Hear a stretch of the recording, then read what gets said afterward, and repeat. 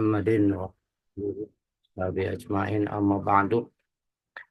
Qala rabbi shrah li sadri wa yassir li amri wa hlul 'uqdatam min lisani yafqahu qawli. Adik-adik sekalian, jam mahasiswa Untara, pada pertemuan kali ini kita masih pertemuan online ya. Karena kebetulan saya baru juga pulang dari PTG Jakarta tadi jam zuhur. Selanjutnya kita akan perkuliahan di pertemuan ketiga ini. Namun sebelum pertemuan ketiga dimulai, saya ingin menyampaikan kepada mahasiswa semuanya bahwasanya tugas yang telah diberikan itu ada sebagian mahasiswa yang masih bertanya, ya baik Japri maupun di grup, ya cara menguploadnya, cara ininya, ya semuanya itu adalah ini nanti akan saya sampaikan ya. Cara-caranya, ada yang juga nanyakan videonya gitu, video pembelajaran kok tidak bisa dibuka di ini. Nah, sini akan saya share screen ya. Perhatikan, nah ini contoh dari kelas lain ya. Nah ini kalau kita mau mendownload mengerjakan tugas. Nah, ini di sini ada link materi di sini ya. Tinggal diklik video, nanti akan keluar videonya gitu ya. Terus juga tugas ya. Ini klik videonya di sini. Nah, di sini keluar. Nah, videonya ini bisa diklik di sini tuh. Nah, itu videonya ada langsung ya.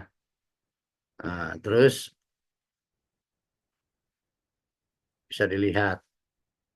Terus jadi tinggal klik aja videonya karena ini YouTube, jadi bisa dibuka. Terus adapun tugas gitu ya. Tugas ini di sini. Nah, ini ada perintah. Ini contoh ya. Oh, di sini. Perhatikan tuh. Pak, mohon maaf Pak, mau nanya Pak. Iya ya, silakan. Oh, untuk yang kirim tugas melalui aplikasi bagaimana ya Pak? Nah, ini lagi dijelasin nih. Ya, ini lagi sedang dijelaskan gitu ya. Di sini ada tugas, di sini nggak terbuka ya. Perlu di pertemuan berapa? Sekarang pertemuan ketiga Pak. Ya, ini di kelas lain ya. Ada tugas di pertemuan lain. Ini pertemuan ketiga, di sini tugas nih. Nah, di sini ada tugas tuh. Ya, tontonlah video pembelajaran pada pertemuan 3 di kampus, kemudian dipoto atau di screenshot foto pembelajaran video pembelajaran tersebut. Dan selanjutnya diresum isinya, isi apa yang dijelaskan di dalam video pembelajaran tadi yang saya jelaskan ya. Terus isilah soal-soal pada slide terakhir di pertemuan 3. Ini kurang sedikit nih ya. Pertemuan 3. Nah, ketiklah di Word atau di Google Docs, kemudian upload di tugas e-kampus pertemuan 3. Nah, ini di sini nih uploadnya tugasnya. Jadi saya udah jelaskan ini ya, biar dapat dipahami. Jadi nanti jangan ada yang bertanya, Pak, bagaimana upload itu ya. Dan berarti selama ini nggak ngerjain. Nah, ini sini. Dan ingat ya, pada saat mengerjakan tugas agama itu jangan sampai lewat tanggalnya. Karena kalau lewat tanggalnya, ya lewat jam saja istilahnya, maka itu tidak akan bisa upload, langsung terkunci melalui sistem. Ya walaupun kita kuliahnya online gitu, namun tetap etika kedisiplinan itu harus dijaga. Karena berikan waktu itu kurang lebih 6 hari. Jadi artinya sebelum 6 hari ah, itu harus sudah diupload duluan ya tugas-tugasnya tersebut ya. Nah, kenapa saya sangat menekankan tugas-tugas ini dikerjakan. Satu, karena manfaatnya itu sangat besar. Bila mengerjakan terus tugas nih setiap pertemuannya ya, menonton video kemudian meresum ya, terus dipoto juga, maka dan menjawab slide, maka nilainya itu 100 gitu ya. Ada fotonya, ada resum videonya, ada soal-soal, menjawab soal-soal terakhir di slide itu, maka nilainya 100. Kalau sampai 14 pertemuan terus bertahan sampai 100, maka di tugas mandirinya berarti 100 gitu ya. Nanti tinggal absennya dikurangin absen, tergantung absennya hadirnya gitu ya. Dan Mohon maaf Pak, izin bertanya Pak. sebentar, kalau UTS-nya itu cuma dapatnya 60, UAS-nya 70 berarti 130. Ditambah UAS, ditambah UAS itu ya 100 berarti 230. Nah, itu kemungkinan masih dapat nilai rata-ratanya 80 gitu ya. Nah, berarti nilainya B.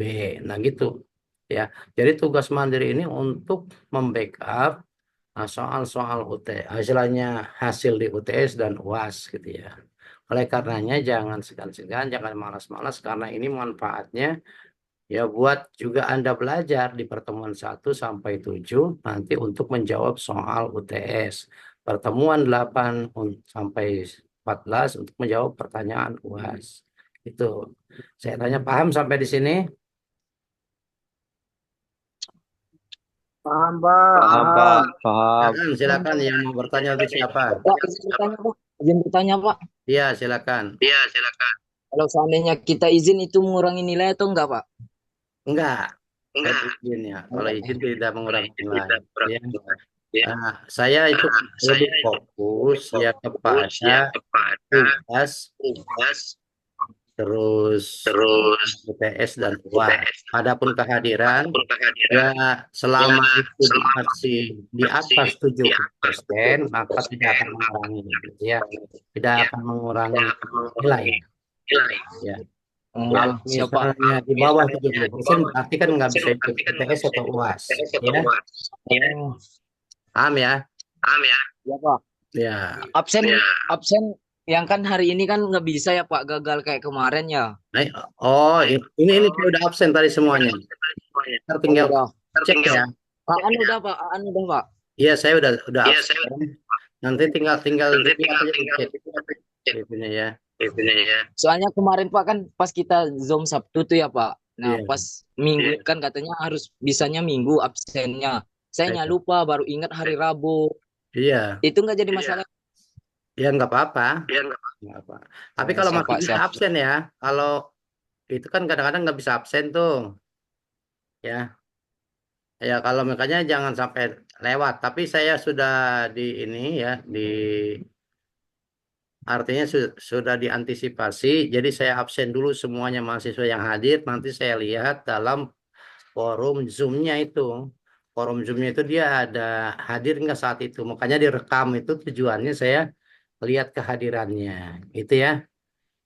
Makanya dibuka ininya, dibuka kameranya dan juga namanya harus nama asli ya. Nanti jadi saya nggak bingung saat saat absen ya. Nah, Oke, siap Pak. Makasih. ya.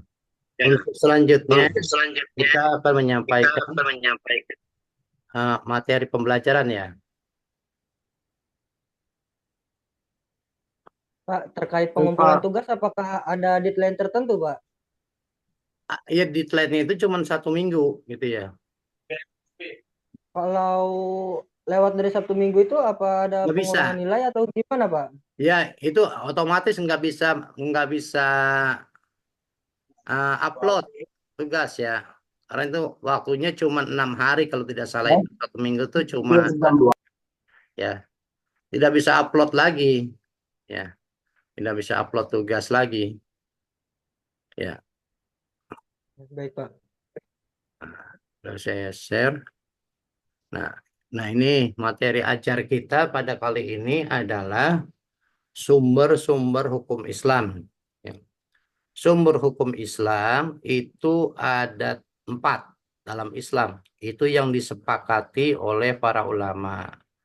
Yang pertama adalah Al-Quran, yang kedua hadis, yang ketiga ijma, yang keempat qiyas, gitu ya. Jadi hukum di dalam Islam itu sumber hukum di dalam Islam satu Quran, kedua hadis, ketiga ijma, keempat qiyas. Nah, Al-Quran adalah ya, firman Allah yang diturunkan kepada Nabi Muhammad SAW melalui malaikat Jibril selama 22 tahun, 2 bulan, 22 hari dan dipandang ibadah membacanya. Itu Al-Quran ya. Quran itu firman Allah diturunkan kepada Nabi Muhammad melalui malaikat Jibril selama 22 tahun, 2 bulan, 22 hari atau 23 tahun dan dipandang ibadah membacanya. Itu pengertian Al-Quran gitu ya. Nah, di dalam Al-Quran Allah, saya biar besar ya. Di dalam Al-Quran Allah Subhanahu wa taala yaitu menurunkan Al-Quran tidak sekaligus 30 juz seperti kitab-kitab yang lain, tapi di dalam Al-Quran itu berturun berangsur-angsur ya, berangsur-angsur kadang-kadang sesuai dengan kejadian pada saat itu. Makanya di dalam Quran ada, di dalam ulumul Quran yang ada yang disebut namanya asbabun nuzul atau sebab-sebab turunnya Al-Quran. Nah, sebab-sebab turunnya Al-Quran yang menyebabkan wahyu itu turun disebutnya asbabun nuzul. Selain itu, di dalam Al-Quran ada 5 pokok garis-garis besar isi Al-Quran.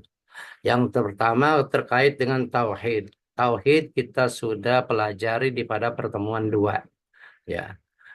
Yang kedua adalah tuntunan ibadah sebagai perbuatan menghidupkan jiwa tauhid, yaitu disebutnya fikih ibadah. Nanti di pertemuan 4 kita mempelajari fikih ibadah, yaitu tentang wudhu, bersuci, ya, tentang puasa, sholat, zakat, dan haji, gitu ya. Dan di pertemuan lainnya ada tentang nikah. Karena kalau fikih ibadah, kalau dalam fikih itu ya ada fikih muamalah, ada fikih munakahat, ada fikih jinayah. Kalau fikih muamalah itu tentang jual beli, ya nanti dia larinya ke ekonomi syariah.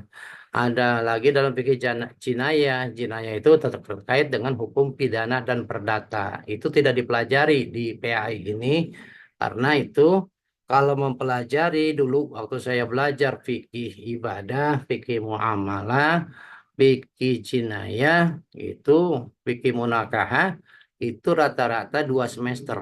Jadi kalau disampaikan di umum itu tidak akan waktunya tidak akan cukup.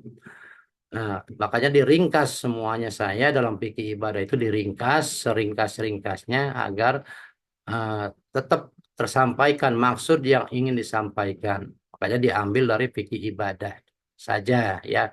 Dan fikih munakahat nanti juga belajar ada khusus di pertemuan ya di belakang nanti setelah itu ya. Terus ada lagi janji dan ancaman. Janji dan ancaman ini adalah bahwasanya eh, bila orang mengikut taat sama Allah dan Rasulnya, kemudian dia mengamalkan Quran, maka dia akan dibalas dengan syurganya Allah. Itu janjinya Allah. Dan ancamannya bagi orang bagi orang yang meninggalkan atau melanggar aturan Allah dan Quran ya dan juga Rasulnya, maka dia akan disiksa di neraka. Itu yang disebut janji dan ancaman. Adapun yang terkait dengan hukum pergaulan hidup sehari-hari dan kemasyarakatan, Al-Quran pun yaitu mengajarkan, ia menjelaskan. Namanya disebut hablum minallah, hubungan dengan Allah, dan hablum minannas. Hablum minannas ini dalam arti luas, bukan cuman hubungan antara sesama manusia, ya, manusia seluruhnya di dunia ini, baik yang seagama maupun berbeda agama, hubungan terhadap lingkungan, yaitu terhadap pohon-pohonan, terhadap tumbuh-tumbuhan maksudnya, dan juga hewan, itu kita ada namanya disebut dengan hablum minan nas. Semuanya diatur ya oleh Allah di dalam Al-Qur'an. Ada lagi yang kelima, itu intinya sejarah ya. Sejarah orang-orang yang taat kepada Allah seperti sejarah para nabi, para rasul. Ini di sejarah 25 nabi semuanya dicatat di dalam Al-Qur'an. Nah, namun sejarah itu ya diambil poin-poinnya saja sebagai pembelajaran. Tapi ada satu sejarah yang memang sangat lengkap, satu surat Al-Quran, yaitu surat sejarahnya Nabi Yusuf dari ayat 1 sampai ayat terakhir. Ya, itu ceritanya lengkap sejarah tentang Nabi Yusuf ya dan keluarganya. Adapun sejarah orang-orang soleh seperti Luqmanul Hakim, Siti Maryam, Ali Imran, semuanya itu ditulis di dalam Al-Quran. Ada juga sejarah orang-orang yang durhaka sama Allah, ya, sama para nabi. Yaitu contohnya sejarahnya Fir'aun, Korun, terus lagi Kan'an, anaknya Nabi Nuh yang durhaka sama bapaknya, gitu ya. Nah, itu gambaran sekilas tentang garis-garis yang besar yang isi Al-Quran. Nah, kenapa kita disuruh em, menjadikan Al-Quran sebagai dasar hukum? Karena memang Allah sendiri yang memerintahkan kepada Nabi agar menjadikan berpegang teguh kepada Al-Quran, menjadikan sebagai hukum. Nah, ini di dalam surat Az-Zukhruf ayat 43 bahwasanya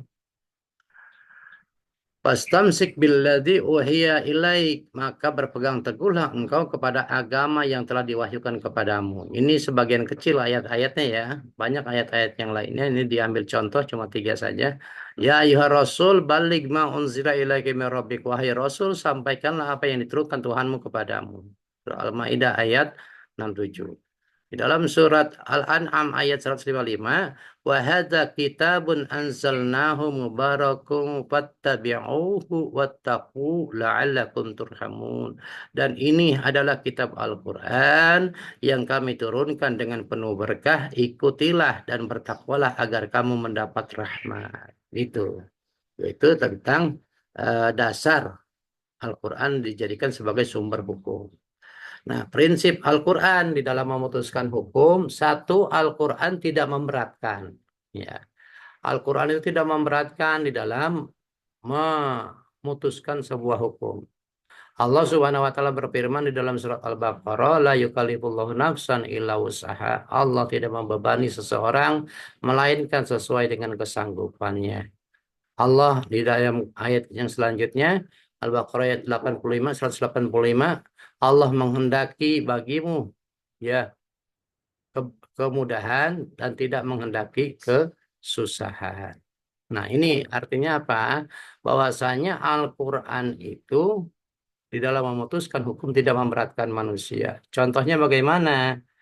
Contohnya pada saat kita sedang perjalanan jauh dari sini ke Jawa Tengah, dari Tangerang ke Jawa Tengah, itu kurang lebih sekitar 100 atau 200 kilometer. Nah, orang yang berjalan, melakukan perjalanan sampai melebihi 100 kilometer, maka ya itu sudah dibolehkan menjamak sholat. Menjamak itu menggabungkan 2 waktu sholat dalam satu waktu. Misalnya sholat duhur dikerjakan pada waktu asar atau sebaliknya sholat asar dikerjakan pada waktu zuhur.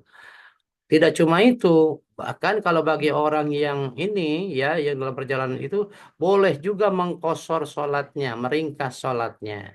Artinya sholat duhur dikerjakan cuma 2 rakaat, sholat asar pun dengan 2 rakaat. Itu yang disebutnya dengan jamak kosor ya.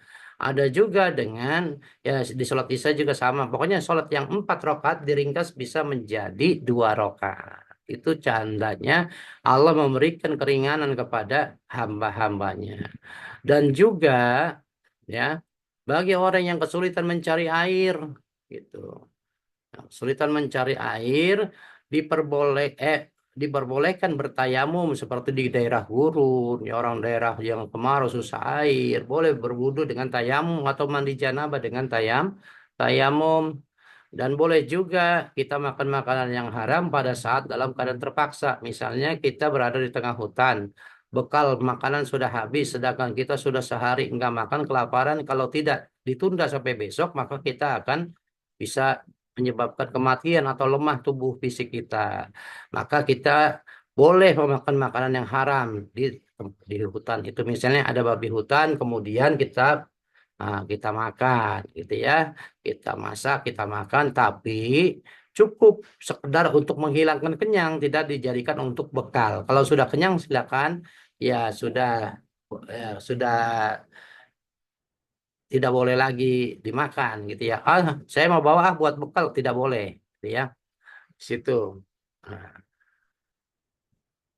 yang kedua, Al-Quran juga di dalam memutuskan hukum ya tidak sekaligus. Tidak sekaligus, tapi bertahap. Ketika pada saat itu para sahabat yang baru masuk Islam belum bisa menghilangkan sifat jeleknya, yaitu berjudi dan berminum minuman keras.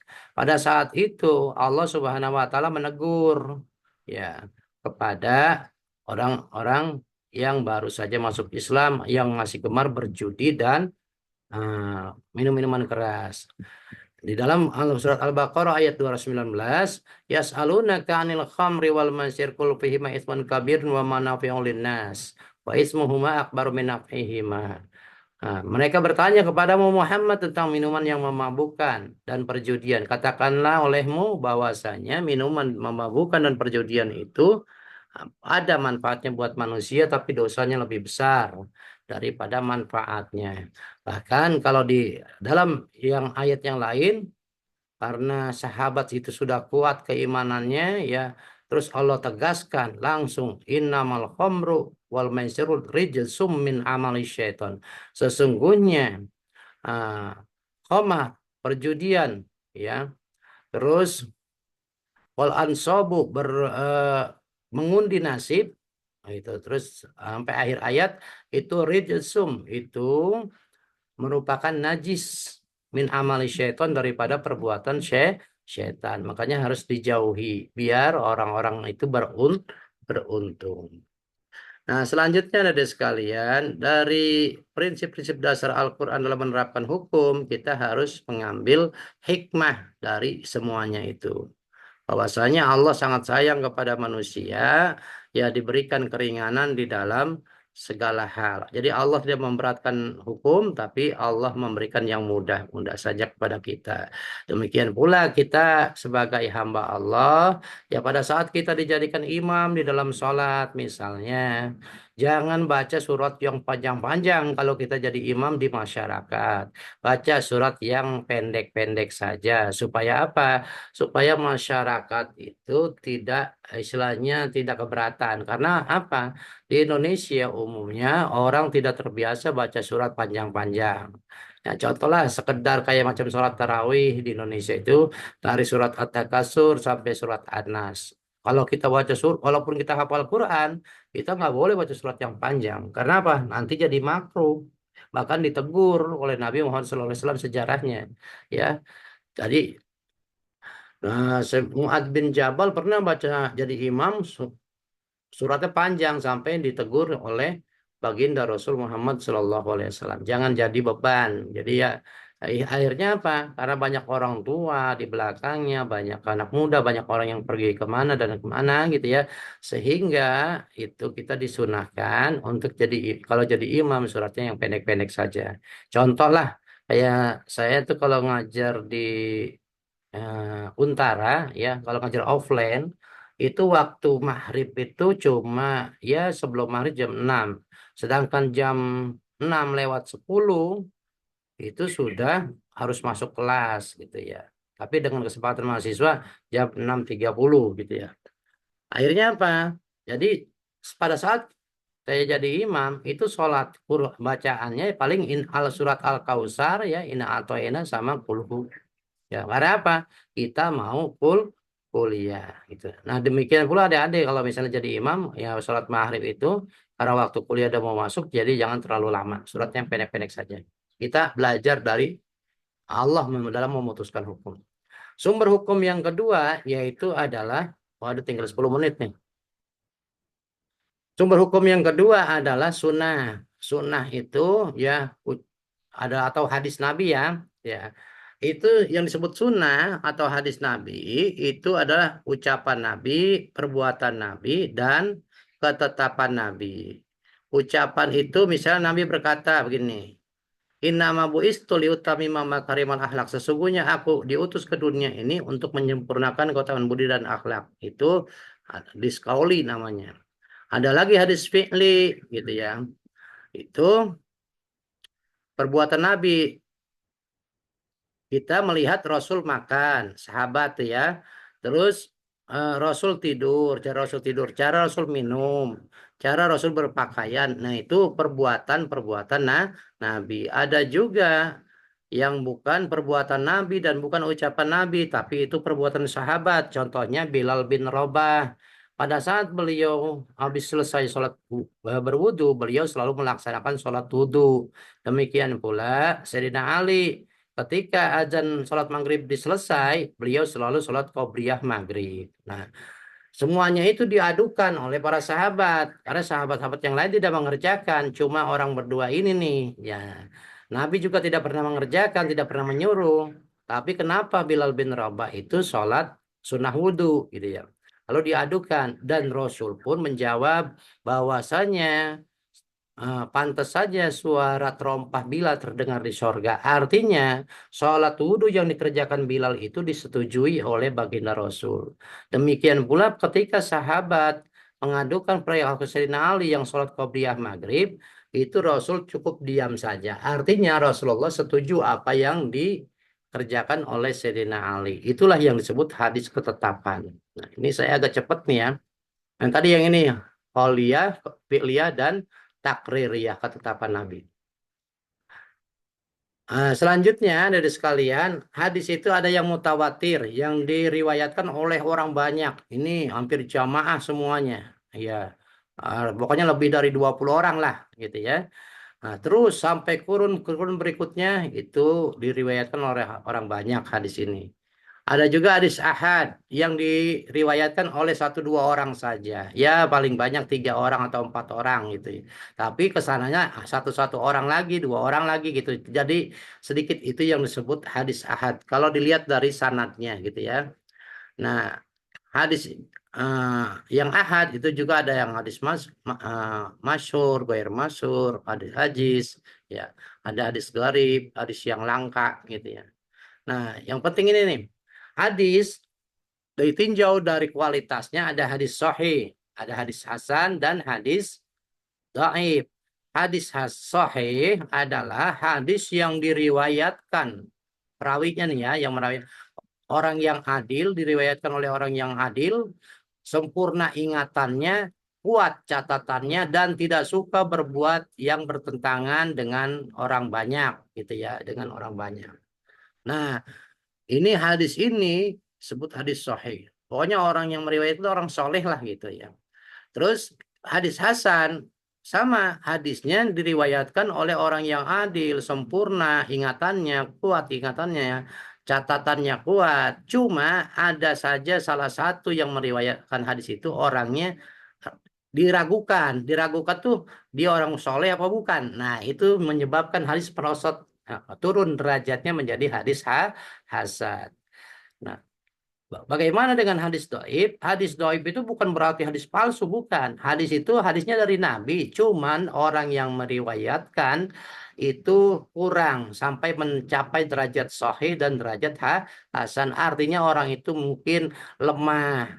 Ah, perawinya ada yang pernah berbuat salah, diragukan perawinya itu. Terus juga ingatannya kurang kuat, catatannya juga kurang sempurna. Makanya hadis itu disebutnya hadis dhaif. Nah, hadis dhaif ini hanya boleh dipakai untuk fadhail amal, tidak boleh dibuat memutuskan hukum. Itu sepakat para ulama. Contohnya bagaimana, Pak? Nah, di dalam kitab Tanqihul Qaul diceritakan ini ada beberapa hadis yang saya gabung jadi satu. Siapa orang yang membaca sholawat 1000 kali, siapa orang yang membaca Bismillah 1000 kali, siapa orang yang membaca La ilaha illallah 1000 kali, secara konsisten, istiqomah selama hidupnya, nah dia tidak akan mati sebelum dia dikabarkan bahwa dia bakal masuk surga. Itu hadis dhaif, ya itu, ya. Nah, tapi boleh diamalkan gitu kalau untuk fadhail amal. Tapi kalau untuk memutuskan hukum, ya apalagi hukum-hukum yang mengharamkan itu hadisnya harus hadis sahih, ya. Harus hadis sahih, minimal hasan. Kalau untuk memutuskan sebuah hukum, tapi kalau untuk fadhail amal, maka hadis dhaif boleh dikerjakan, boleh dipakai. Yang ketiga, sumber hukum yang ketiga adalah ijma'. Ijma itu adalah kesepakatan para ulama dalam memutuskan hukum yang tidak ada di Al-Quran, di hadis. Ulama berkumpul di dalam memutuskan sebuah hukum. Sebenarnya ya semacam ini yang harusnya udah mulai banyak ijma ulama nih, berkumpul ulama di dalam memutuskan ya jual beli secara online atau bisnis digital gitu. Itu apakah sesuai dengan syariat atau tidak, ya? Harusnya sudah memutuskan itu tuh, ya. Yang kedua, nah ijma ini ada ijma yang qauli dengan ucapan, ada ijma sukuti dengan diam, ya. Kalau ucapan misalnya ulama semua bersepakat dan membuat fatwa. Sedangkan ijma sukuti adalah ulama mendiamkan karena perbuatan itu masih dianggap wajar dan bagus. Nah, ada lagi kias. Kias itu menyamakan hukum yang tidak, yang sebelumnya hukum itu tidak ada di Al-Quran, di hadis, maupun di ijma. Kemudian ulama mengiaskan hukum dengan hukum yang sebelumnya yang ada di Quran maupun hadis. Contohnya mana?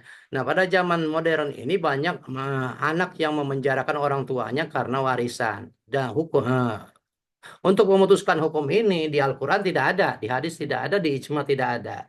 Kemudian ulama mengkiaskan dengan dalil bahwa di dalam Al-Quran dijelaskan bahwa seorang anak kepada orang tua tidak boleh berkata wala taqul lahuma uffin wala tanharahuma wa qul lahuma qawlan karima. Janganlah berkata kepada kedua orang tua kamu dengan perkataan yang kasar dan atau cis, misalnya seperti Rifki Maulana, seperti Rijal disuruh beli sayuran sama emaknya, tolong beli sayuran di sana gitu. Mama, saya lagi kuliah disuruh beli sayuran yang lain. Nah, bilang saja itu sudah tidak boleh. Itu durhaka kepada orang tua. Apalagi sampai memenjarakan kedua orang tua karena sebab warisan. Itu lebih durhaka, itu lebih dosa besar terhadap orang tua. Itulah adik-adik sekalian gambaran tentang hukum, sumber hukum Islam yang di pertemuan ini, yaitu Al-Quran, hadis, ijma, dan qiyas. Adapun untuk selanjutnya, ini itu yang disepakati. Ini ada sumber hukum yang tidak disepakati: ihtisan, istisab, masalah mursalah, urab, sadud zari'ah, syar'un mangqablana. Di antaranya ihtisan atau urab itu ya seperti orang, eh, 1 menit lagi nih ya.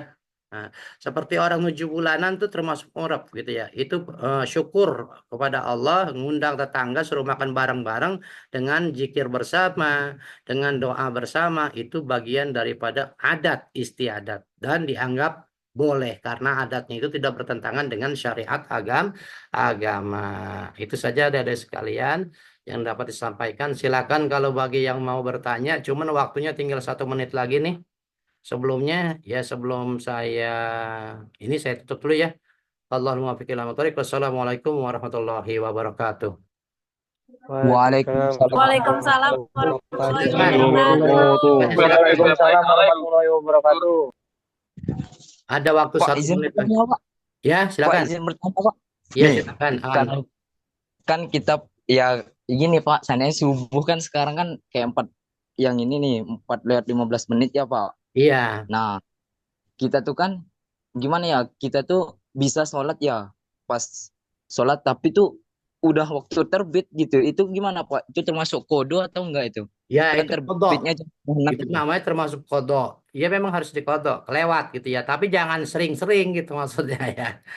Kalau kita Iya, sholat tepat waktu, ya kalau kita sholat sekarang jam setengah 6 sudah terbit matahari. Jadi kalau kita iya. jam setengah 6 itu sudah kodok dianggapnya. Boleh, Oh, boleh, iya. Jadi jangan Mau nanya Tapi Bang. kalau jam 6 seandainya Pak Mas ya. 5.20 nih Pak. 5.20 itu di kodo atau tetap parda? Oh itu mah masih masih adaan waktu tunai gitu artinya waktu yang masih masih pardo ya.